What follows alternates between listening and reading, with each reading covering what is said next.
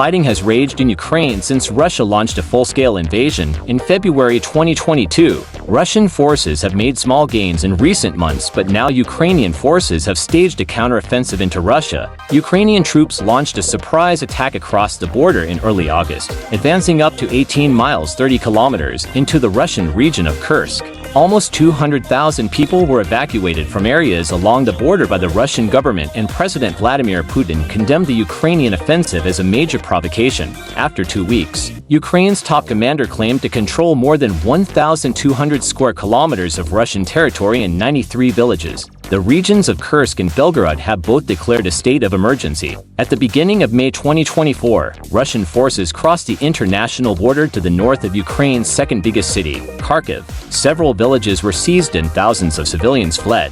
Russia's main offensive has long focused on the eastern Donetsk region, but this was one of the most significant ground assaults since the start of the war and further stretched Ukraine's frontline defenses. Russia's biggest advantage is manpower, and it has shown a willingness to throw soldiers at Ukrainian positions to gain a few meters at a time. About 1,200 Russian soldiers were being killed or wounded every day in May and June, the highest rate since the beginning of the war, according to Western officials. In recent days, Russian troops have made some significant gains to the northwest of Donetsk and claim to have captured the small town of New York. In response, Ukraine has ordered the evacuation of the city of Pokrovsk, with a local military official telling residents that Russian forces were rapidly approaching. To the north, areas around Bakhmut have remained a flashpoint and have endured some of the heaviest fighting of the war. Although Ukraine gained some ground around Chasiv Yar, which is situated on high ground some 10 kilometers west of Bakhmut, Russian forces have since made further advances in the area.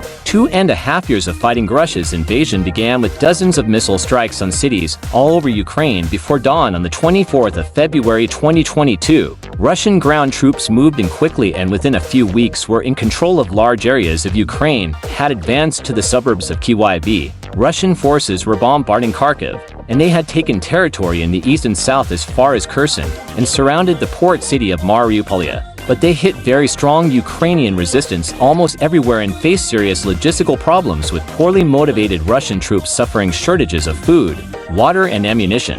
Ukrainian forces were also quick to deploy Western-supplied arms such as the La anti-tank system, which proved highly effective against the Russian advance. By October 2022, the picture had changed dramatically, and having failed to take Kyiv, Russia withdrew completely from the north. The following month, Ukrainian forces recaptured the southern city of Kherson. Since then, the battle has mostly been in the east of Ukraine, with Russian forces slowly gaining ground over many months, while losing at least 50,000 troops, and probably many more.